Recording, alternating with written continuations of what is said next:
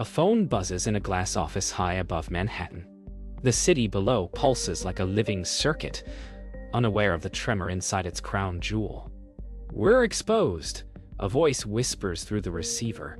Calm, fragile, terrifying. Screens flare red, numbers cascading like falling embers. The narrator cuts through the static. Power is never owned. It's borrowed, and the interest is always due. The firm stands immaculate, a cathedral of profit worshipped by governments and markets alike. Yet behind the gleaming walls, a secret debt festers, not in dollars, but in trust. Tonight, someone in this tower will start to wonder. If control is everything, what happens when control is the lie? Television anchors beam confidence while markets bleed behind them.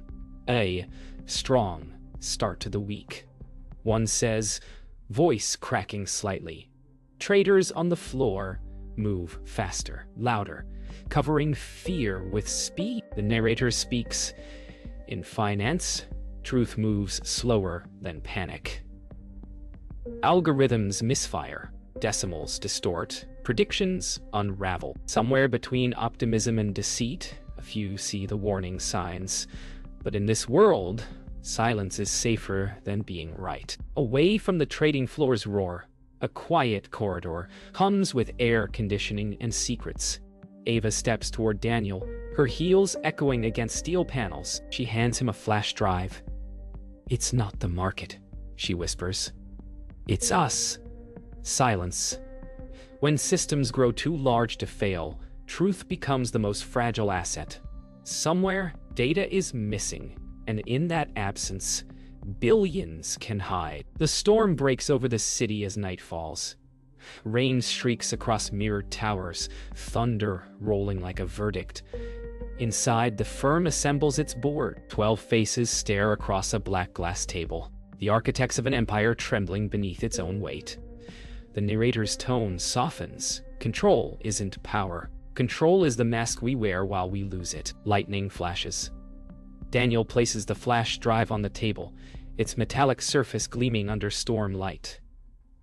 "We can contain this," he says, voice tight, eyes flickering toward Ava. No one breathes. The narrator concludes. Every empire faces its reckoning, not when the numbers fall, but when the lies run out. Morning sunlight slices through the skyline, exposing what the night tried to hide. Overnight reports flood the news. Rumors of a data discrepancy at one of Wall Street's most powerful firms. The anchors use words like minor, contained, temporary, but the markets smell blood. Phones ring non-stop. Traders yell. Investors panic quietly behind tinted office windows. The narrator's voice cuts through the chaos. The markets don't crash. They correct. The truth doesn't surface. It leaks. Somewhere, someone hit send on a file that was never meant to see daylight. By noon, the story spreads. News tickers crawl with headlines hinting at manipulation. The firm's PR department scrambles.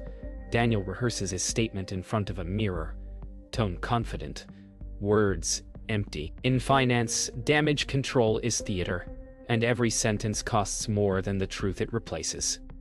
Ava watches from the corner, saying nothing.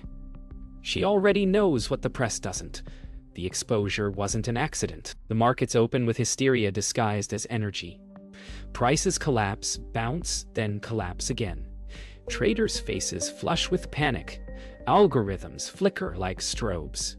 Fear is the only emotion Wall Street never prices in. Marcus watches the screen, fingers frozen over the keyboard. His model predicted this, but not so soon.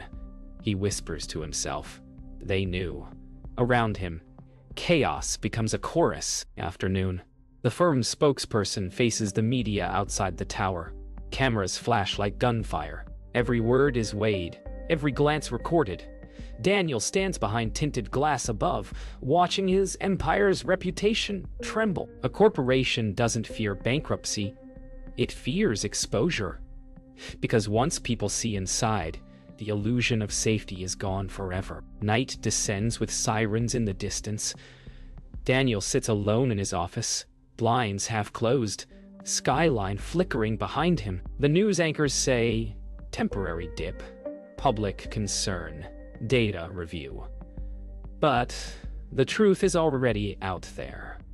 Moving, multiplying. Ava enters quietly, eyes searching his face.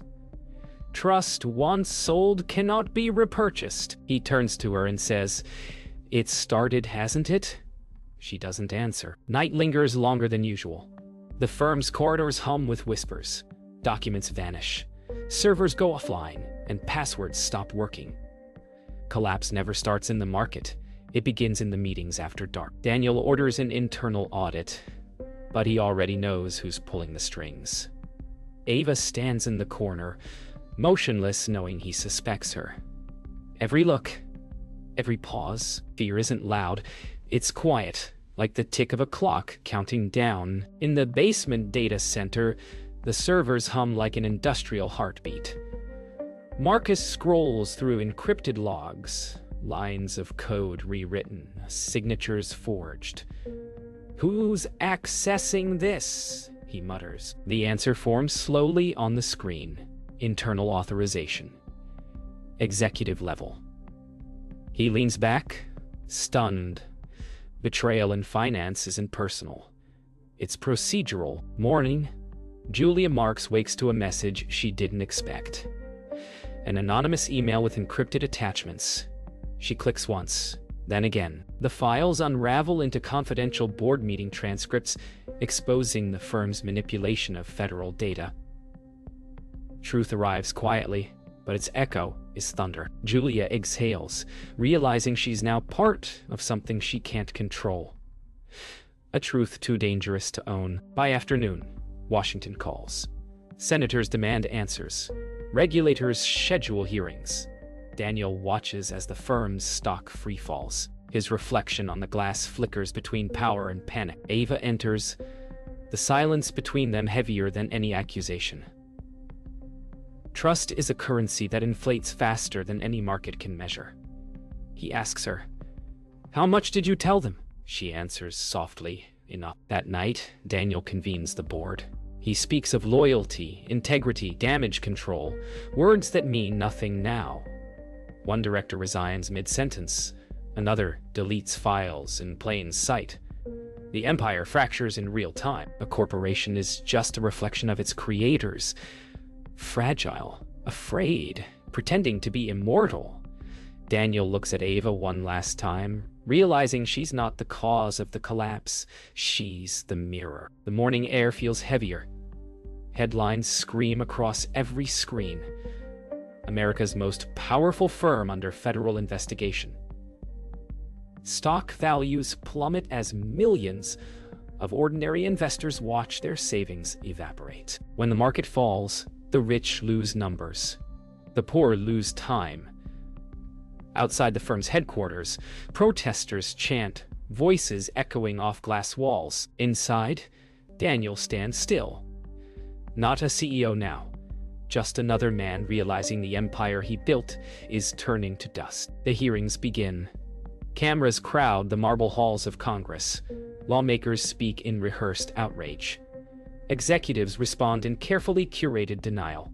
Daniel sits before the committee, hands clasped, voice steady. In America, guilt isn't punished.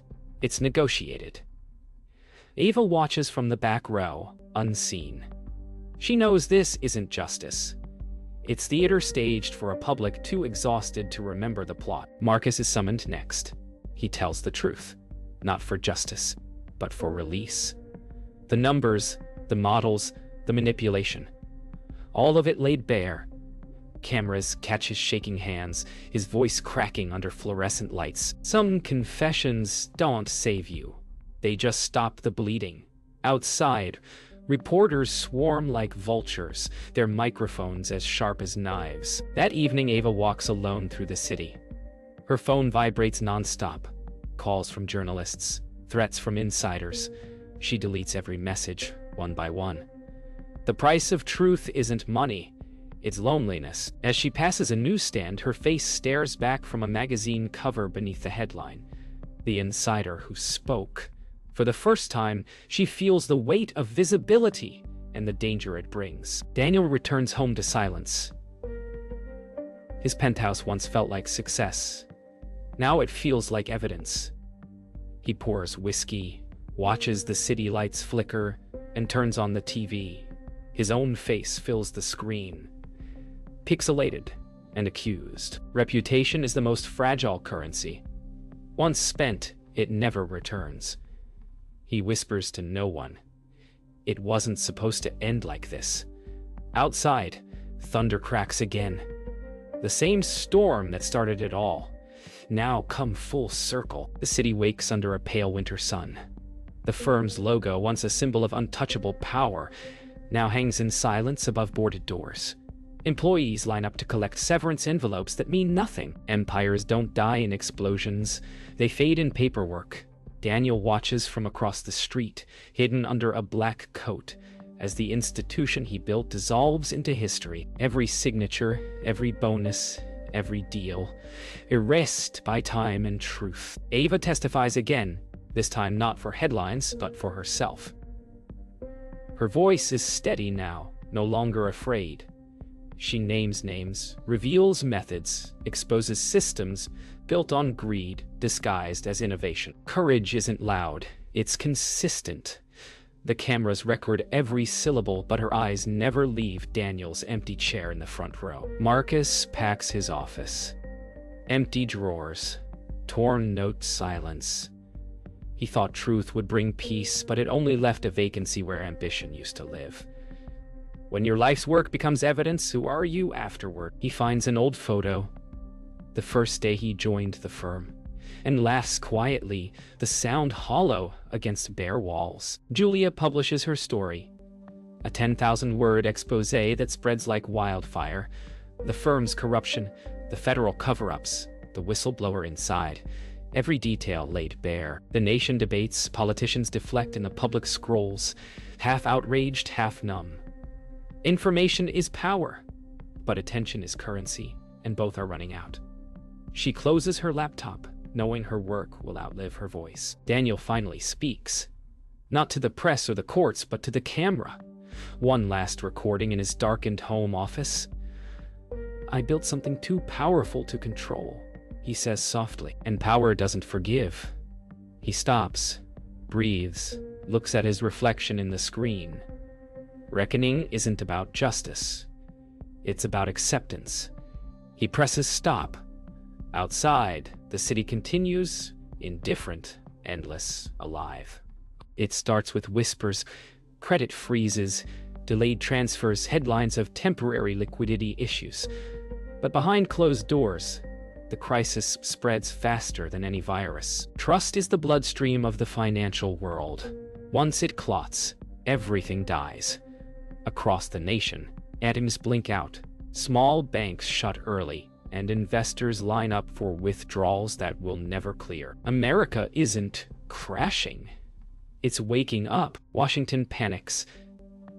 Emergency meetings stretch through the night. Senators argue bailouts. Economists whisper collapse. Daniel's name returns to every briefing, every memo, every unanswered question. Power doesn't vanish. It transfers. The firm's failure has infected the system that once protected it. As the markets convulse, the government weighs the unthinkable. Another rescue for the same disease. Across America, the consequences become human. Small towns lose their savings. Factories pause paychecks. Hospitals freeze. Payrolls. The invisible threads of finance finally show themselves, wrapped around everything. Collapse isn't the end of wealth. It's the revelation of dependence. Julia drives through the Midwest, documenting lives undone by numbers they never understood. Markets reopen briefly, then tumble again. Panic consumes social media. Politicians plead for calm. Ava, once the insider, becomes the face of the crisis. Reporters chase her down streets, accusing her of betrayal, heroism, or both. Every truth-teller becomes a villain to someone. She doesn't run, but her silence now speaks louder than any statement. Night falls over the skyline like a verdict. The stock exchange building glows in eerie silence. Trading halted indefinitely. On the ticker outside, red letters crawl. Markets closed until further notice.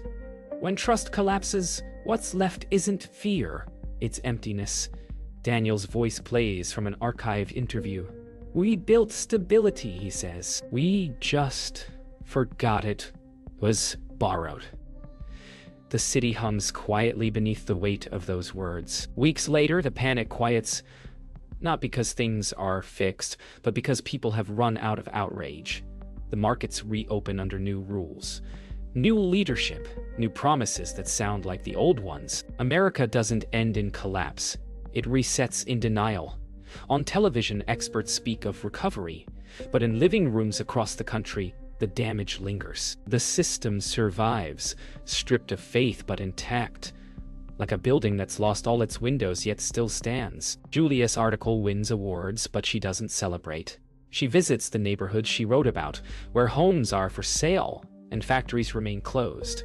Recognition means little when the world you exposed keeps breaking. She writes a final line in her notebook. We didn't lose money, we lost belief. Then she closes it for good. Daniel disappears from headlines. No indictments, no redemption, just absence. His apartment remains untouched, blinds half-drawn, whiskey glass still on the table. Some men leave prisons of steel. Others live in prisons of silence. In the city he once ruled, his name becomes shorthand for both genius and guilt. Ava returns to teaching at a small university in Boston. She lectures on ethics and economics. Students listen, but she knows they won't understand until they fail something themselves.